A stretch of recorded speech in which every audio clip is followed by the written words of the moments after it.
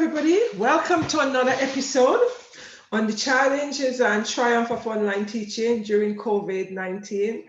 That was in the first half of the year when we actually had the initial lockdown. So that's what I'm looking at.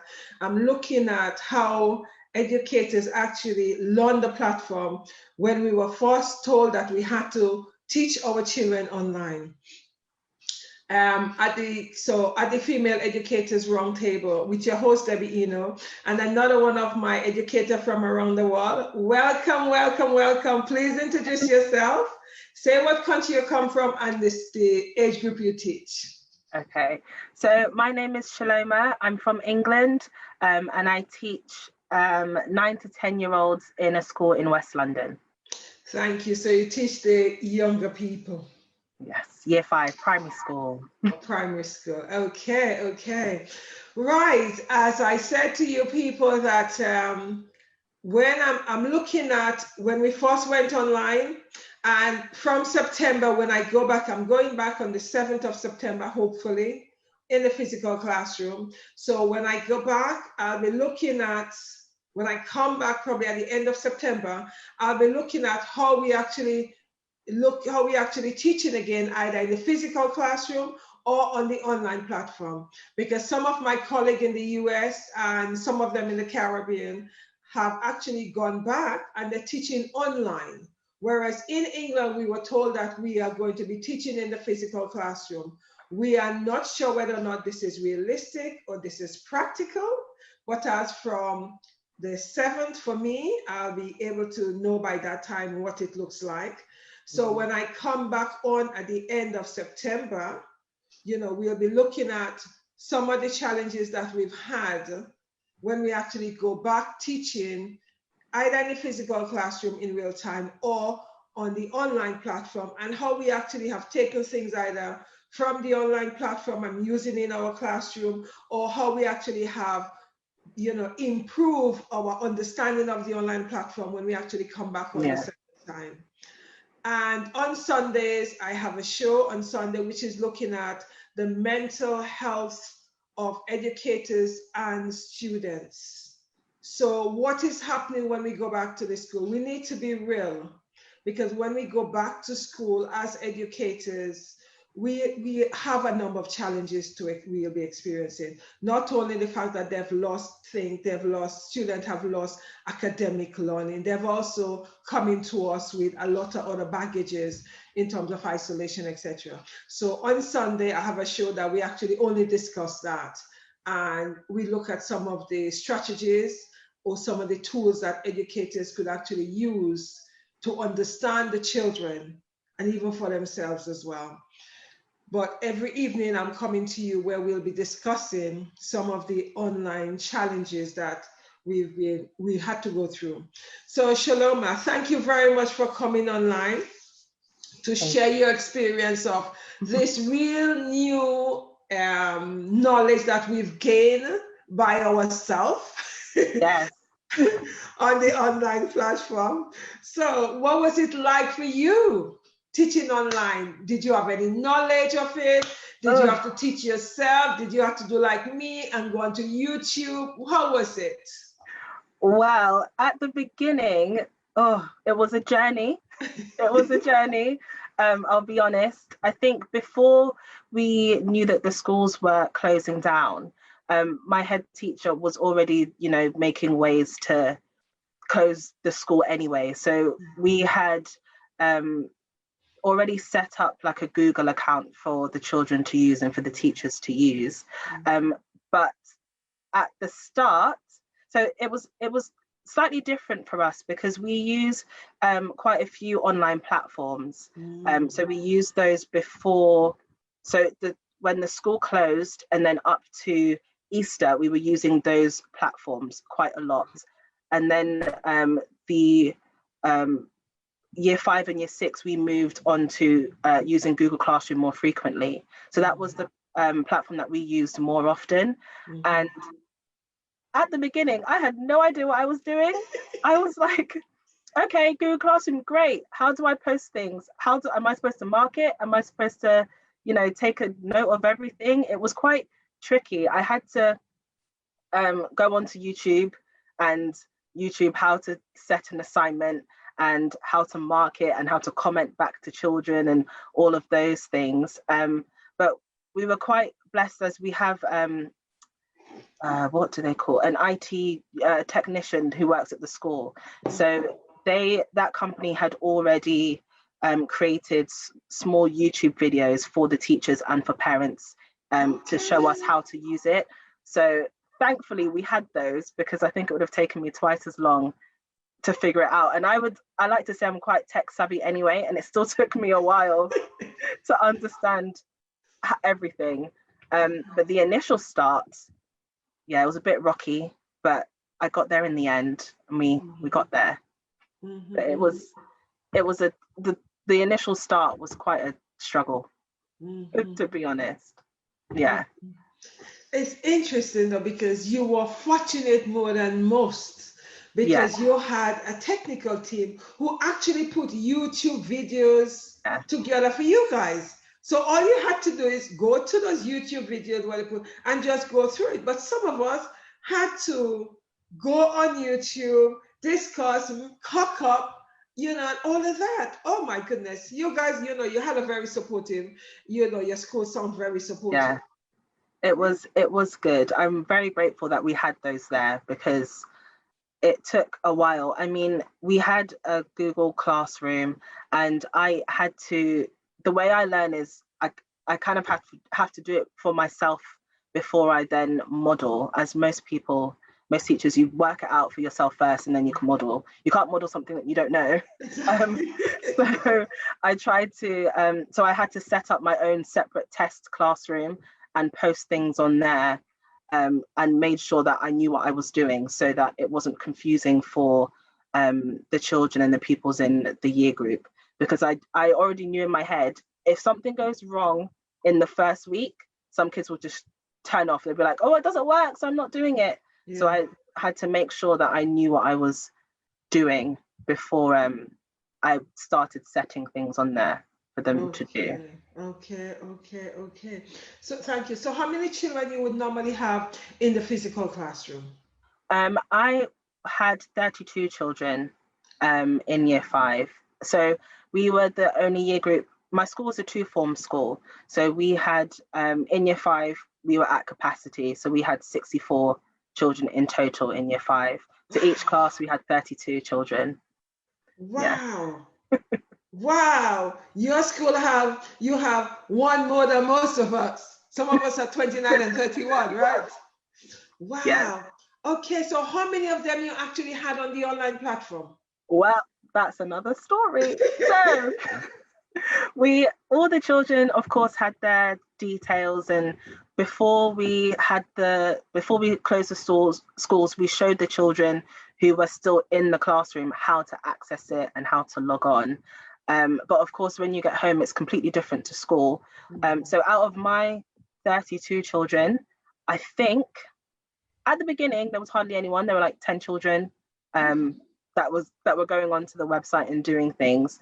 But towards the end, I'd say roughly about half of them, which is still low, but it's better than nothing. So it was between 16 to 20 children would be on there regularly out of my class. Yeah, so it wasn't too bad. Yeah, that was pretty good. So when you taught them on Google Classroom, was it a face-to-face, or you just post things on? How did you do it? How did you teach them? So we set a weekly timetable. So Monday to Friday, 9 to 3, and so we set them a whole timetable, and how do I put this? It was tricky at first, because for me and for my year partner, the expectation, I feel like I may have misinterpreted it, because I was setting everything on there and it was like, it's school starts at 8:45, you need to be up, brush your teeth, do your PE with Joe Wicks at 9 o'clock, you have to do it, it's school. And then I had to realize, well, no, they're at home. Some of them some of them don't wake up until 11. So how are they going to do the work that you set at 9? So it took me getting used to, because there was no way they would have done it. So thankfully, well, for me, thankfully, we didn't have to do face-to-face lessons, because I'm fine in the classroom, but when it's online, I get camera shy, because I'm like, I don't want you to see me in my house. I want there to be a difference in, like, you see me at school and that's it. So we were just setting things online for them to do. And Google Classroom has a lovely feature where you can schedule lessons. So the week or the day before, myself and my year partner, we would schedule the lessons at the times where the children would usually do the lessons. So in school, if we do maths, then we do reading, then we do writing. So we would schedule the tasks for them to go up at those times. And the children who were up, because some parents wanted that structure for their children. Mm-hmm. So for the children who were up, they would complete it and submit it within the hour of the lesson. Okay. But some other children, we didn't force children to, complete it in that time. We said, if you miss the deadline, then that's fine. You can still submit it. It doesn't change anything. Mm-hmm. So there were some children who could then, if they woke up, for example, at 11 and they didn't go onto the platform until 12, they still had the morning work that they could work through. Right. So we set all of our tasks from 9. So we set one at 9, 10, 11, and 1. Okay. So that they had time to have a break and have lunch. So we set those tasks every day. But Google Classroom we could schedule it. So it wasn't like we were sat on the computer the whole time, adding it, because we were also given directed tasks to do from our school as well. So we were able to schedule things, and then they could complete it at their own time. But for children who were up and brushing their teeth and doing the PE with Joe Wicks, it was useful for them too, because they were up at 9, and so by 3 they were fine. They could do whatever they wanted with the rest of their day, right. Because they'd completed it. Okay. So yeah, it was a bit different. Okay. The other thing about it is, so when they wanted any support, how did you support them? Okay, so we were also set up with a year email where the parents could email us. So instead of emailing our usual work emails, there was a year 5 email address. So parents, if they had any questions, they could contact us on there.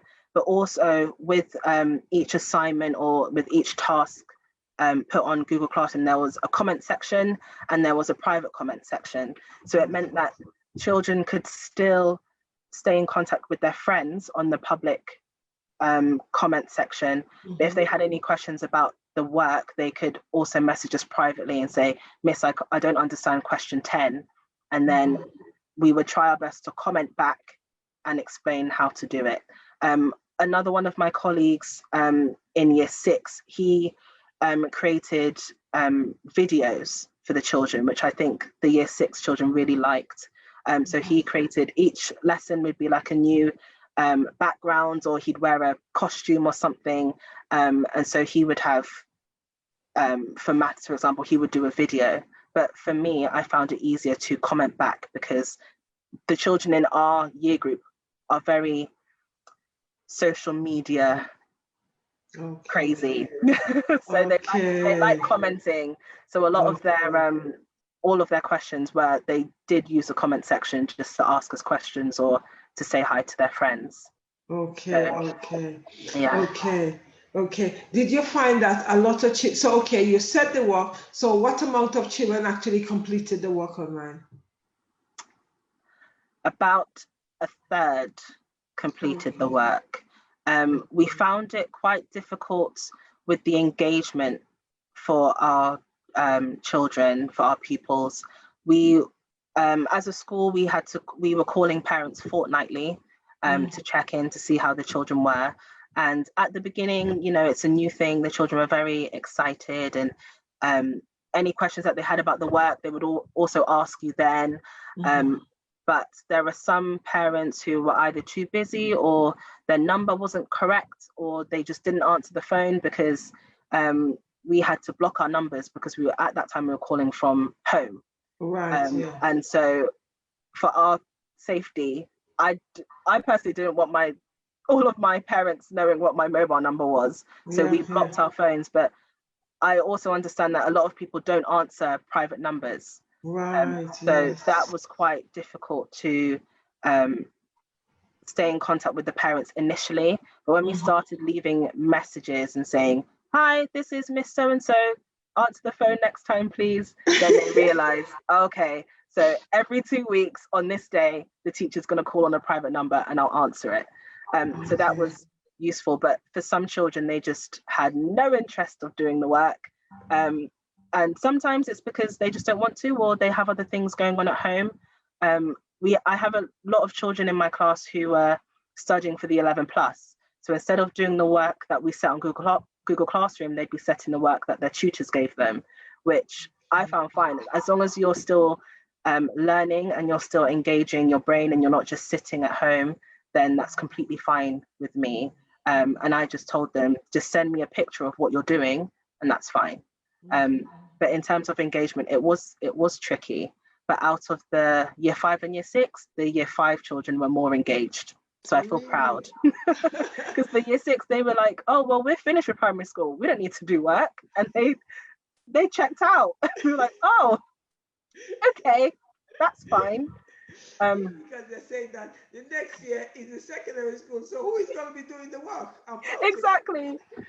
They were just like, "Oh, you tell us to do this, but I'm not going to come back in September." So that's I think a lot of them just checked out. So for year 5, although we had about 20 that were on there regularly, and I think towards the end of lockdown before summer, it moved up to like 30. So we had about half of the year group. Wow.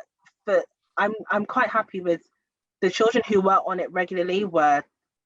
I know that when we go back in September, they're going to hit the ground running because I can see that they've been doing more work at home and that they're doing okay. But for other children, each home is different.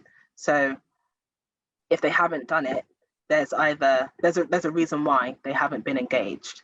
And through the phone calls, we were able to see why they weren't engaged, and maybe give them a pep talk or encourage them or figure out why, and try and come to some sort of compromise with the parent and the child to get them to do at least one thing on the platform.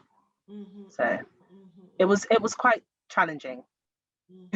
But yeah, for the children who were on there, it was really nice to see, because they don't just it's not just their academic ability that we were interested in. It was just if we know that you're commenting, we know you're okay. If we couldn't get through to you on the calls, but we can see that you're talking to your friends on Google Classroom, that's okay, because we can see that you're still in contact with someone, if that makes sense. So yeah. So thank you for that. So the children that you guys couldn't get hold of, parents you guys didn't get hold of, what did you guys do about it? Well, we had so each teacher had to call. Oh, my lighting's going. Sorry. Each teacher had to call the parents, and if we couldn't get through, we would then forward their names to our phase leader or a member of the senior leadership team, and they would try. So often we always have 2 contact numbers, but sometimes there's a third. So if we can't get through with those contact numbers, a member of SLT would be able to get through to them. And if not, then it goes to safeguarding, and then they deal with it from there. If we still couldn't get through to children after, like 2 or 3 weeks of trying, then it would be taken higher up. Okay. That's quite interesting. At least you guys, had a safeguarding team, should in case that, the school couldn't get hold of the children, thinking, okay, well, we concerned here, we cannot get hold of them, so we need to escalate that up. That's very good. because it meant that, you guys are trying to keep in touch with them. That's very good. Yeah. Okay, so how did the children actually connect with their friends? How did you have a community? Because you say in terms of engagement were challenging. Did you feel that you had a community on the platform, or they just went on and off? How was it? I think it was at the beginning when the novelty was, oh, we're messaging each other online. So at when did we have our lockdown? March, April. During that time, there were quite a few children on there, and the morale was high and everyone was excited to be on the platform. And I'd say that we had quite a strong community there. Myself, my year partner, our phase leader, we would all be commenting quite regularly so that the children knew we were there. It's funny because sometimes you would see children commenting, not doing any work, but commenting. And then I'd call them and say, you haven't submitted anything. And then they said, Miss, I don't know how to submit. I'm like, well, you know how to comment. You know how to talk to your friends. So I don't think that's true. So at the beginning, I think a lot of children were going on at the same time, so they were able to speak with each other. Yeah. But towards the end, and children get tired of staring at a screen, which I didn't think would happen, but they ended up, I don't want to go on to Google Classroom, I don't want to go on here. So towards June, July, a lot of children were they would go on, they would complete whatever work they wanted to complete, and then they'd go off. So it was quite stagnant, I'd say. But in one of the weeks in July, we actually had the children come back to school for a couple of days to say goodbye to their year 5 teacher and meet their year 6 teacher. So half of the class came in then, so they were able to see their friends, and then that hopefully went back. So when they went back onto the Google Classroom, they could still continue that conversation. But there was such a big gap where it seemed like a ghost town because no one was really engaging with each other. So I could only hope that they were using other means, so like Roblox or some other game that they play to communicate, or that they have.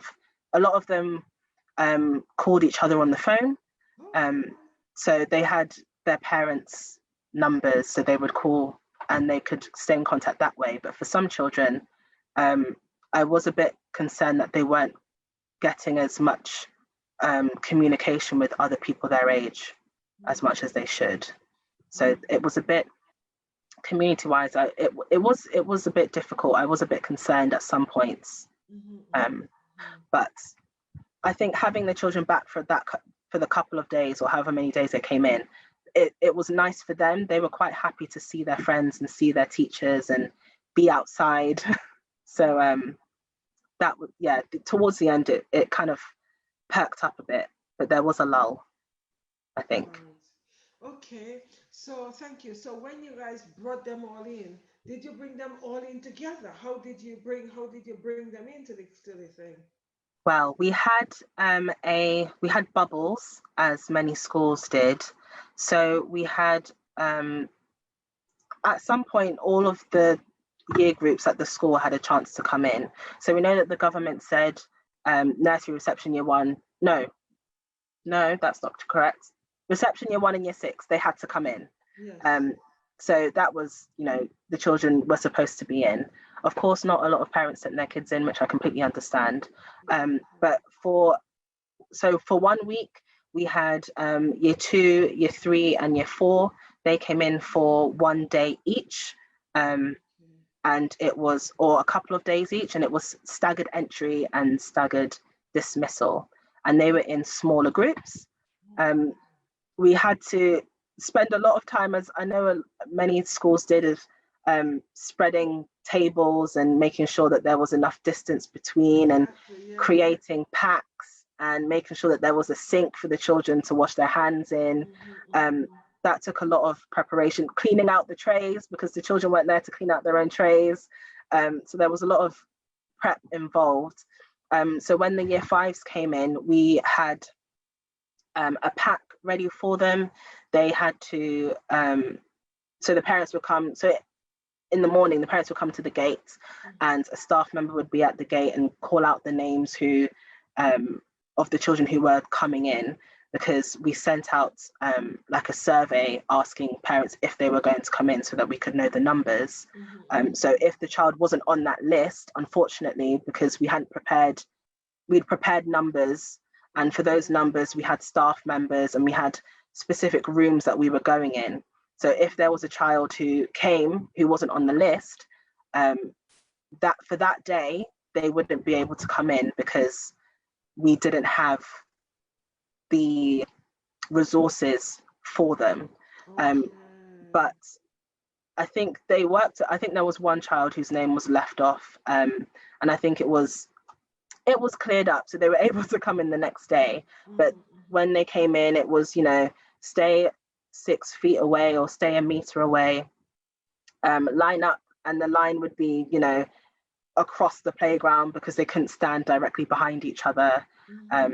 It was a lot of, the children were quite cautious. But when they did come in, we had half of the class, but because they were with their year 6 teachers, in those classrooms, the classrooms are quite big. So you could space the children out safely and still so you could have half of that class in.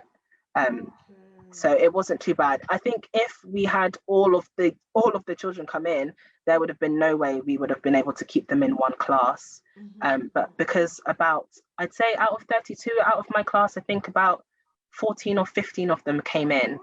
And then sometimes they weren't in for one day. So we still had space in those rooms to accommodate them. So it was as safe as we could make it, I think. I don't know what's going to happen in September because everyone will be back. But at that time, it worked and the children were safe and they felt safe, which was more important as well. Yeah. Thank you. So who cleaned the trays out? We did. So we shouldn't have, but we did. Okay, so which means that when you went to you had to go in advance to prepare your classes then? Yes. So when we knew that the children were coming back, so I can't remember what date. Some date in June, when the children were year 1 reception and year 6, when they were supposed to come back. In our school, all of the staff members were back as well. So we were all back. We were all doing preparations for summer. So for myself in September, I'm starting in year 2. So I was year 5, I'm now going into year 2. So I had to clear out my classroom and get ready let the next teacher have their classroom. So a lot of the staff members were in for that. But also because we knew that the children were coming in, a lot of our time was based around getting the classroom ready and clearing out trays and spraying things down, and doing as much as we could before the cleaning company would come in and clean as well, because we wanted to make sure that it was ready. So a lot of the time it was hard because at the same time I wasn't really happy about being back at school. I thought it was too early. I still think it's too early. So you'd have to work with your colleagues in cleaning the room, but you also need to socially distance from your colleagues when you're cleaning the room. Exactly. So it was an interesting time. But yeah, unfortunately we had to do quite a lot of the cleaning and preparing for the children to come in. But when they did come in, it seemed seamless. So I'm glad we did it, but the initial process was very long. That's interesting. Thank you. How did you assess your students? What was assessment like for you? Oh, well, I don't want to say that we didn't assess because I know we did, but it was so long ago. When you get to summer holidays and you're like, the year's finished. I don't want to think about it anymore. Yes. So when we had to assess, it was very difficult. We didn't do. I know maybe some schools may have put tests online for the children to do. We didn't do that because, one, we knew that each home life is different, and it's never going to be like how it is in school. Yeah. So a lot of our data was teacher assessed. So I Okay. think the last test that we did was in spring one. So we were asked to sensibly predict where the children would have been at the end of spring two. And then again, when we realized that we're not coming back in summer term, we were then asked, especially for the reports, to teacher assess where they would have been. And I think if I didn't know my class the way I did, I would have found it very difficult to teacher assess them, because you don't want to inflate their levels and you don't want to give them something that is too low for what they would have been able to do. Because, you know, some children will shock you and say, you know, I was finding work difficult in autumn, but in July they could, you know, do a complete 180 and they could, you know, be amazing. So a lot of the assessment that we did was through teacher assessment online. We would set some specific tasks that were scored, but of course with the difficulty was that with that is not everyone did it. So for the children who actually completed it, it was nice to see that they were, so for example, for writing, that they were still using their grammar correctly, or for maths, they were still, you know, multiplying fractions accurately. But for the children who didn't do it, there was no way that we could see how they were doing. So a lot of it was teacher assessed. But I believe that we assessed them appropriately, and that it will be accurate when they go back. But of course, things happen. They would have been away for 6 months, so things happen in September. But a lot of our assessment was teacher assessed, or we would call them and ask them a random question and see how they answered it. And that was another way. But I found that very difficult during the lockdown period to assess, because there was really no way. There was no way. There was no way we could have done it, I don't think. You know, thank you. And you said something which was really interesting, that if you did not know your students, it'd have been so much more difficult. So in terms of, you know, we able to assess best when we know our student anyway, and you spend some time with them because you were with them from September last year. So at least you know the capability. And we also know that sometimes a student fail on a mock, but I could do a complete turnaround in the real exams. So it's a challenging thing. It's a real challenging thing in terms of, you know, when you actually assessing, you just hope that, okay, your assessment was really based on, you know, your observation of them and the work they've done throughout the time they were with you. It's a challenging one. It's a real challenging one. Okay, in terms of student-teacher relationship, how do you think your relationship was with the children? During the lockdown period, I'd say it was pretty good. I think calling fortnightly it helped, because, you know, for me, it was useful to see how the children were doing and ask them, oh, so what did you do this week, or what did you do last week? Did you go to the park? Did you bake anything? Is there anything that you learned? Could you skip 100 times in a minute, or whatever you've been doing? So it was nice to speak to the children who wanted to speak. It was nice to speak to the children and see how they were doing. Because some children, you call them and they'd be like, hi, no, yes, okay, bye, miss. Like, tell me about your life. Tell me something. So for the children who were, you know, happy to answer the phone and to speak to me, it was nice to stay in contact with them. And those who I couldn't call, I would still, they could still contact me on Google Classroom, so I could still stay in contact with them that way. So it was nice, and I had quite a nice relationship with my class before the lockdown period anyway. And a lot of the comments were, you know, Miss, can we go back to school? Miss, are you gonna be there? Like, because when they went back into school, they knew that they were going to be with their year 6 teacher for the majority of the time. So a lot of them, Miss, are you going to come and say hi? Are you going to speak to us? Where are you going? What class are you going to have? So myself and my year partner, we asked our phase leader that for the first 30 minutes of their first day in school, we were with them. And for the last 30 minutes of their last day of school, we were with them so that we could say hi and we could say bye.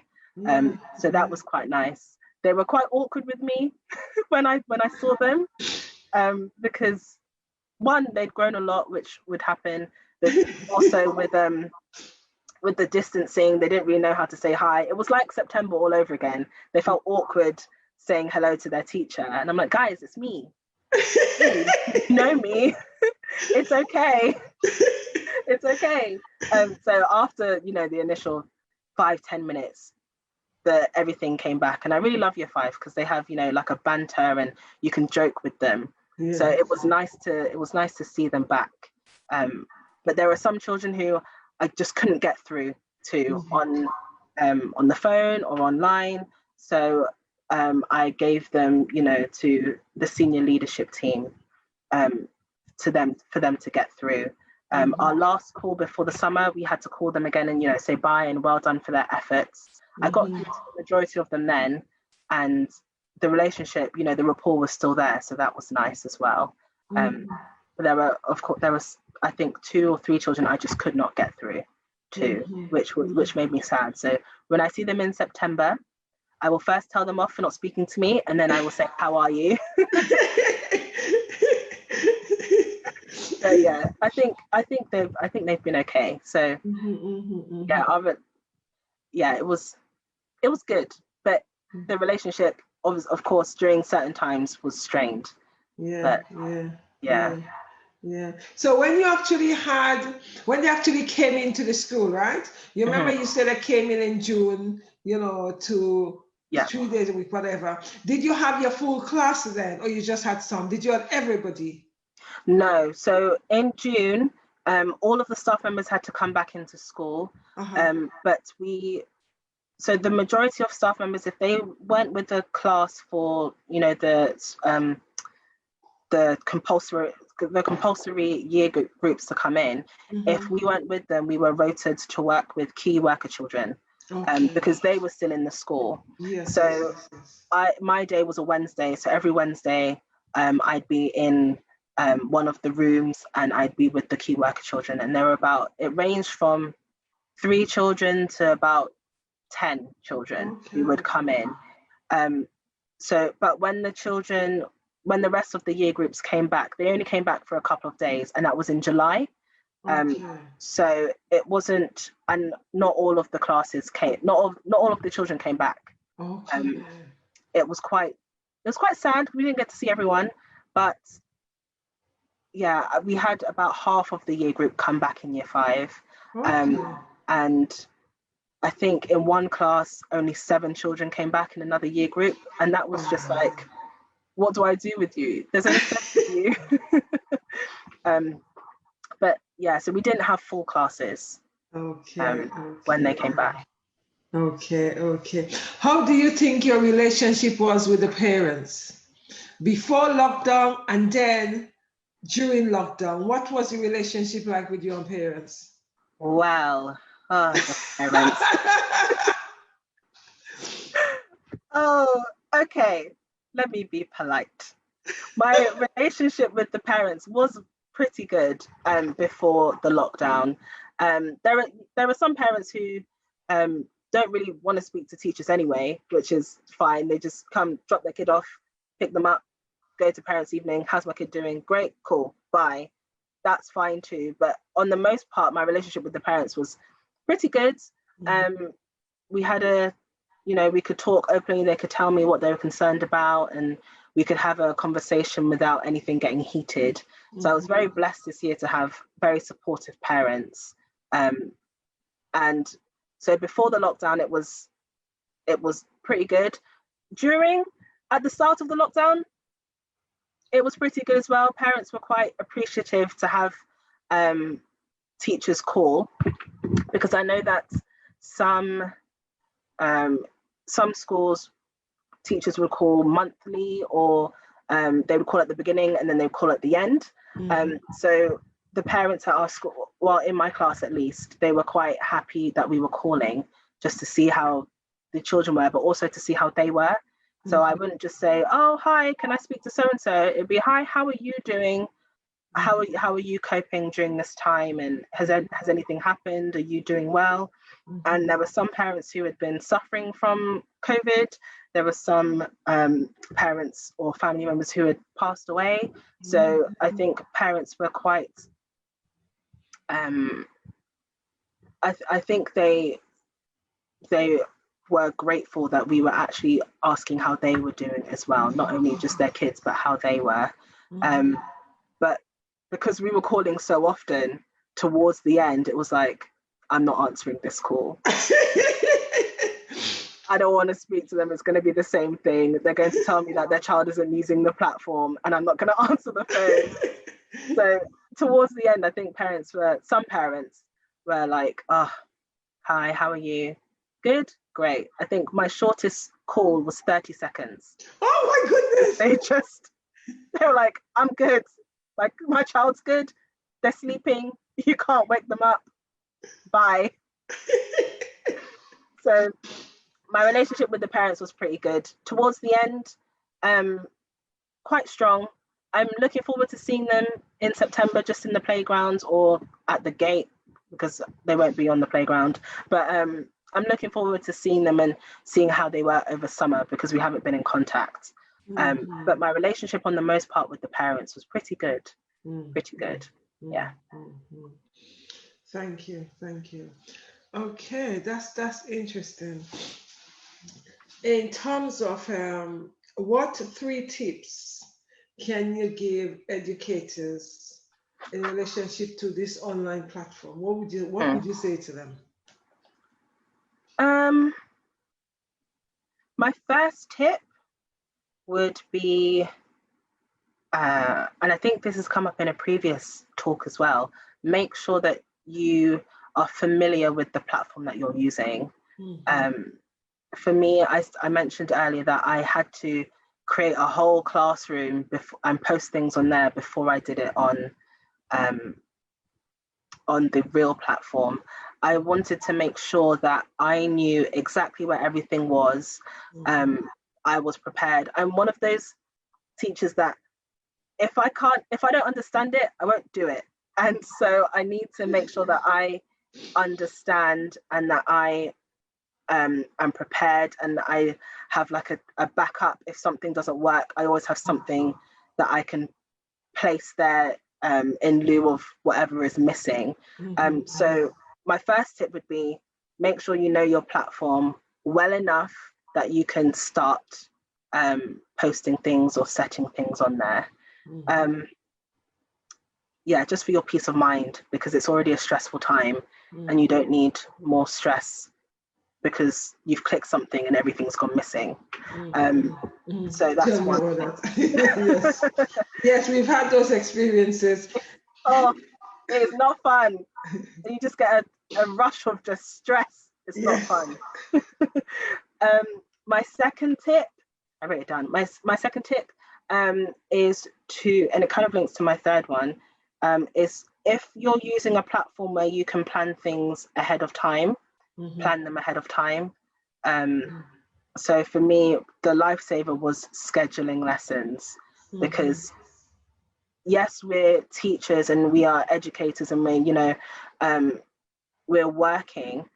During this time, there were so many days where I woke up and I was like, I can't do anything today. I had, the quarantine lows, or whatever people call it. I felt so, sad with things that were going on in the medical field and the corona and everything going on there, and then political things going on, everything going on in society at the time, where I woke up and I was like, I can't do this. I need time, or I'd wake up late. So for me, scheduling things, made it easier because I wasn't stressing that I hadn't posted anything for children to do.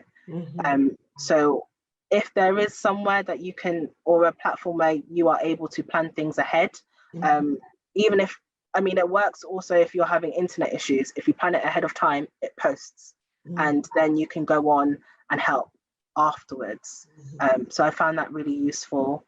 And then my third tip is to remember to switch off and have time for yourself. Yes. And it's kind of linked to the online platform, but it kind of isn't. I think for me, sometimes I forget that I'm a human being and I'm a person. Like, I'm a person first, and then I'm a teacher. So I forget sometimes that I need to stop and I need to relax. And I think one of the issues that I faced during the lockdown period is because I'm already at home, I don't have to travel anywhere from work. So I forget when to come offline because I'm already at home. I'm not traveling anywhere. So I think I tried with using an online platform, try to stay to a clear schedule, and remember, if your normal day is 9 to 3, shut off at 3 o'clock and turn it off, and do any preparations you need to do. But if you're finding you're still commenting back to children at 7 o'clock, that's your time, and you still need peace of mind at the end of the day, and you still need to rest. Otherwise, you can't give anything if you're empty. So that's my third one, just to shut off when you need to shut off on that online platform, I think. It's interesting though, because the other question I was meant to ask you before the 3 points was self-care. What did you do for self-care? And I said one thing was to shut up. Yes, because I looked down at my list and thought, oh yes, self-care, So apart from switching off, what else did you do to boost yourself? I'll be honest, my self-care wasn't great during the lockdown. It was, I felt quite overwhelmed at times, because although we were, putting things on the online platform, as I think I mentioned, or I hinted at it, we had quite a few things to do that weren't related to teaching online. So we had medium-term plans to prepare, or other things that took longer, or subject leader things that we had to do. So sometimes I felt it quite overwhelming to get everything done. But one thing I'm very grateful for is my phase leader.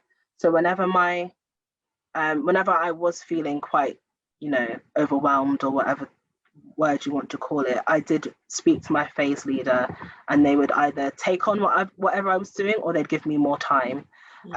So to help myself, sometimes I would just make sure that, so when I got the hang of it, I made sure that I took regular breaks. That although I was following our school day, I still made sure to take breaks when I needed to, or I'd just get up and walk around, or I'd sit downstairs. And I just make sure I sit in a different room just to relax. I started reading again. I don't like books, but I started reading.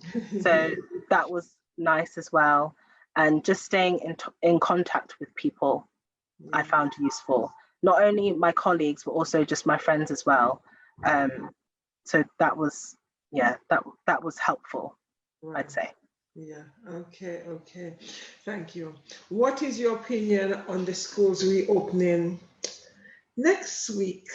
And the fact that before reopening, you had, on the press, especially the British press, I saw those things where, they were saying, some of the words they were using was, educators are being coward, they're lazy, they don't care about the children they teach. And, the condemnation was great.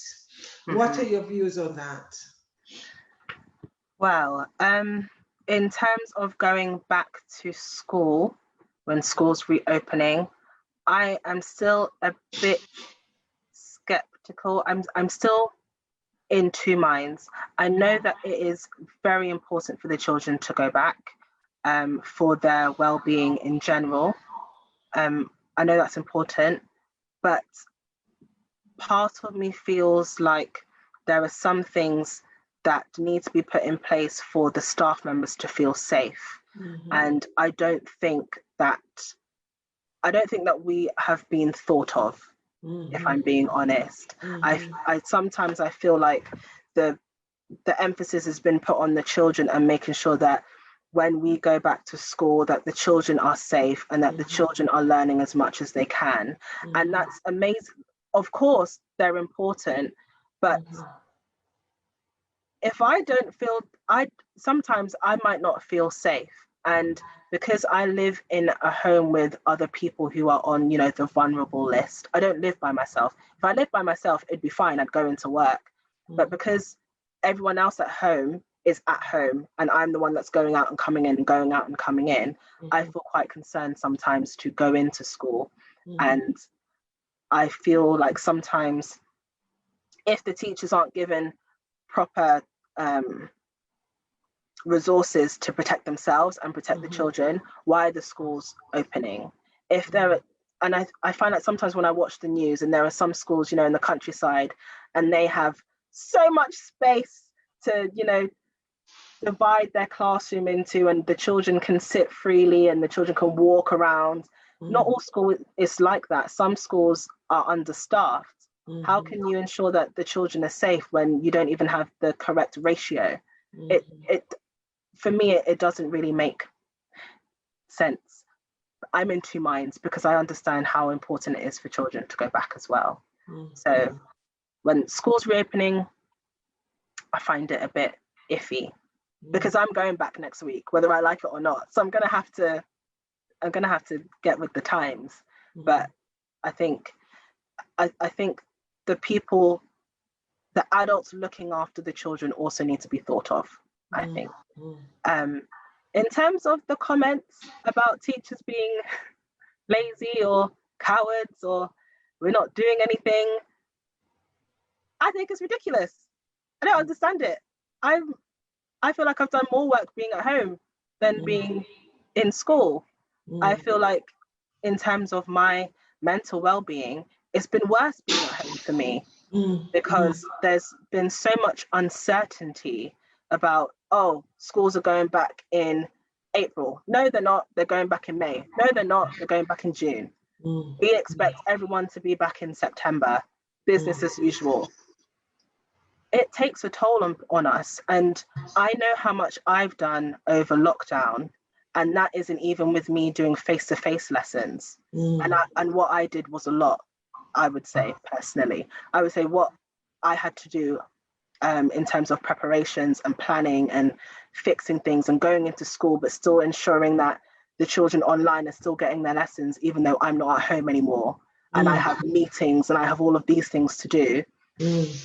I know that what we did at my school was quite a lot, and we weren't even doing face-to-face lessons. So I can't even imagine how some of the other teachers who were doing face-to-face lessons and having all of those things to do, heroes. I don't know how you did it. Teach me. I don't get it. So to hear that we are now cowards and we don't want to do our jobs, essentially, I feel like it's a slap in the face, really. I feel like we are responsible for a lot. I work in a primary school, so we get them when they're at their youngest, and then they go up. And at this time, it's very important for them to be in school and to see and to learn a lot of, not just academically, but they learn a lot of social skills. And they're not learning that as much as they could when they're at home. So I take offense to that comment quite a bit, because it's not like I'm going to, I mean, what you're calling me that, but what do you want me to do about it? We can only do as much as what the government tells us to do. And if the government keeps changing their mind, what do you really expect us to do? Take your child and bring them to our house and teach them? Like it doesn't work that way. And sometimes I feel like those comments are stemming from just the fact that they have to have their children at home, and that they would rather be at work and not having to do their work and deal with some issues that could come across with educating their children at home. And that's not to undermine parents at all, because I don't know what it is. I don't have children. I'm not a parent. But I think that, especially when I saw it in the news, I felt like teachers weren't important. We were like guinea pigs. Yeah. We were like, you send your kids in so that the parents can go back to work and improve the economy. That's how I felt. So I don't appreciate the comment. I kind of sometimes want to understand where that comment stems from. But I also need to protect my mental health, and I don't need to get angry for things that I can't control, really. It's an interesting statement for people. Yep, I agree with you. It's interesting. So I no longer get frustrated. All I say, you guys need to find an educator and ask them for you to follow them for one day in the classroom. Yeah.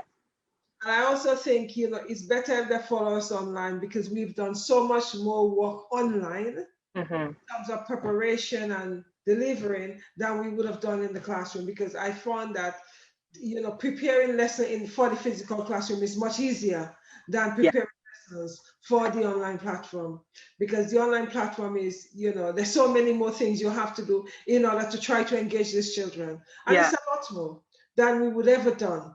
We've ever done, in the physical classroom. So it's a real challenge doing the online platform. So that's why I always say to educators, I take my hat off to you guys.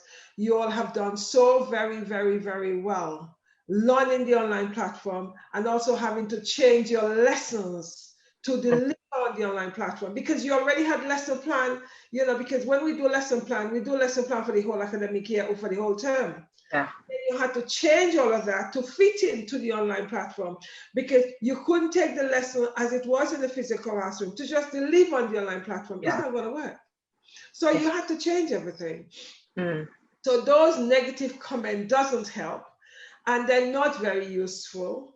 And, when you look at them in light of everything, one is not surprised that the society and parents don't have any respect for educators, because when you're having comments like that in the press, people's mind is so fickle. They're thinking, oh yes, they get so much holidays, look at them. They don't care about the children. They don't want to go back to school. How could they be concerning themselves in terms of, not wanting to go on? And something you say, which is really important at some way in the session, that you are human first and educator after.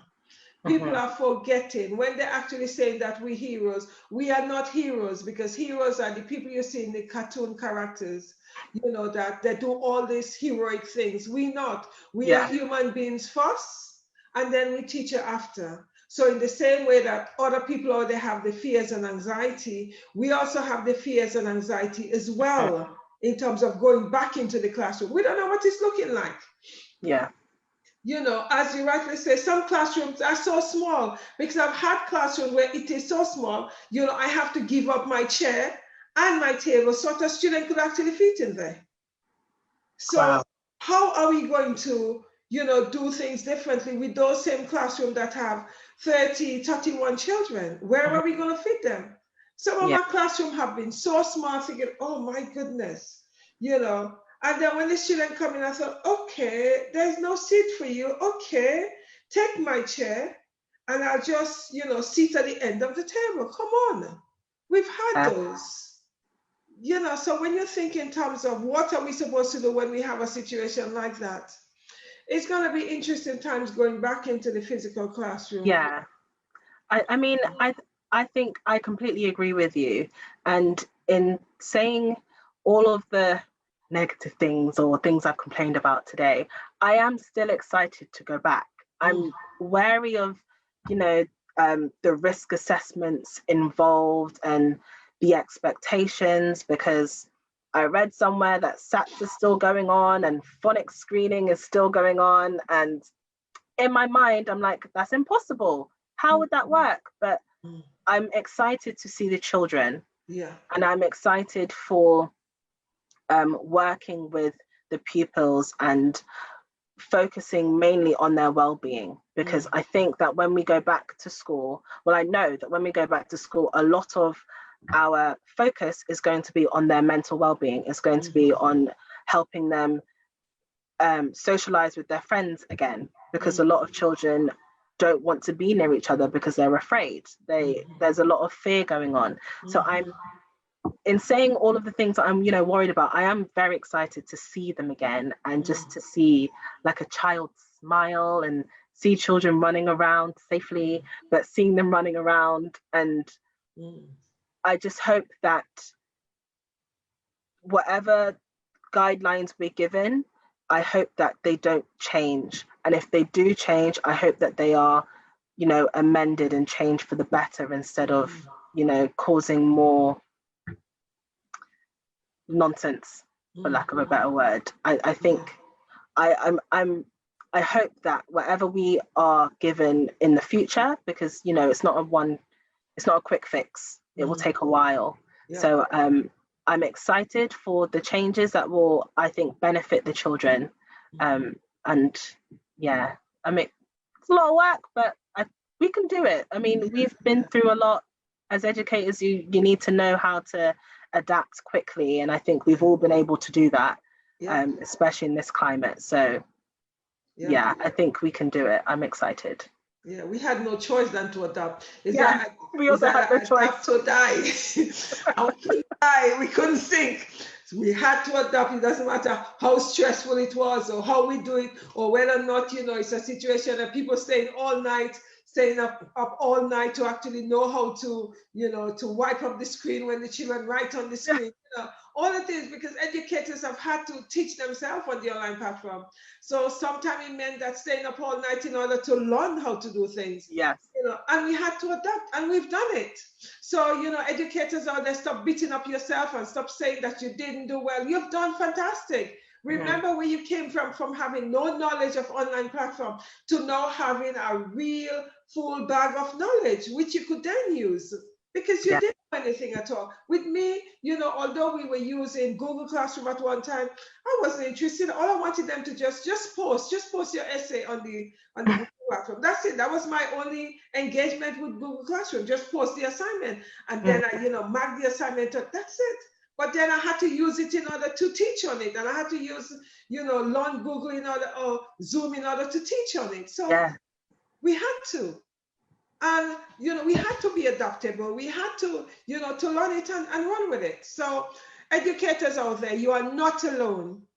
And yes, it's been challenges, but at the same time, there are also beautiful areas of it as well. And be honest with yourself and accept that you've learned a few new skills, which you would then be able to use independently. And stop beating up yourself. Yes, it was challenging, but yes, you've learned a lot. Well done, guys. Stop stressing yourself and appreciate it and love it. Exactly. Thank you very much, Shaloma, for coming on and sharing your experience with us. It was wonderful hearing, other educators' experiences. It is so nice when educators come on the platform to share their experiences. We are all in this together. We all in the same boats, we go in the same direction, but we have different, perception of the situation. We for all over the world, but when it comes to engagement, we all have the common factor. How do we engage the student on the online platform?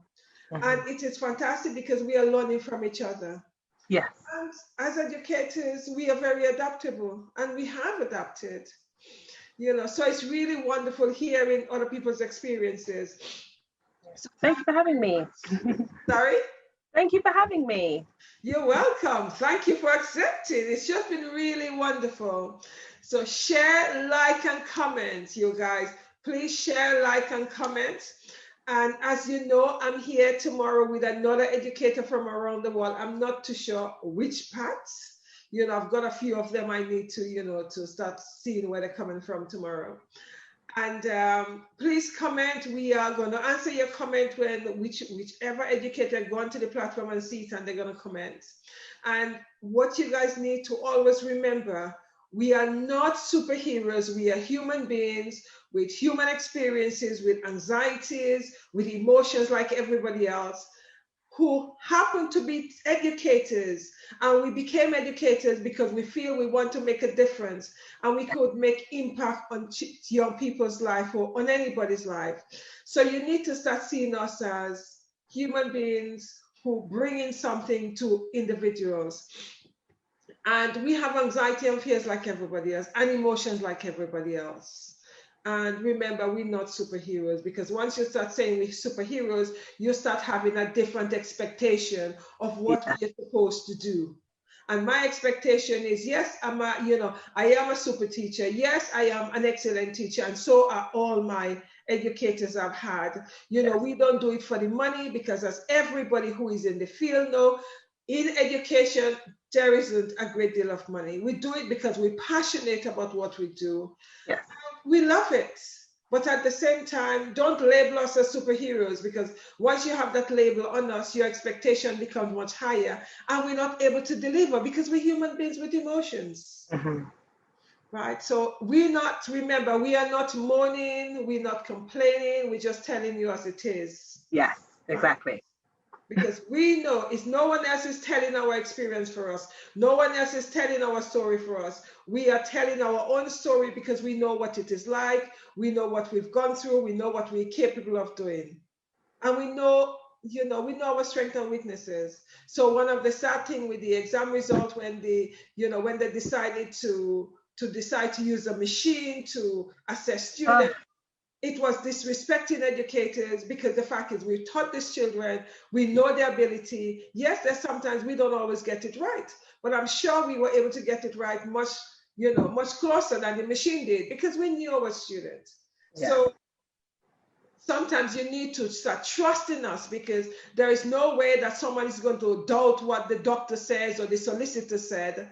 You go with the judgment because you're going to say that the professional judgment was right. But with educators, everybody feel they're educator, and everybody feel they know what our jobs can entail, and everybody feel that they know the decision that we supposed to come to. But none of them have been in the classroom. That is what's so amazing.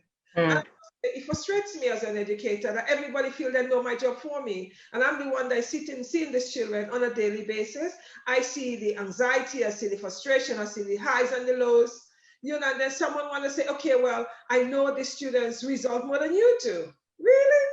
Yeah. Because you're not going to do that in any profession. So why try to do it to us? Very true. I just think I just need to put this out there. Anyway.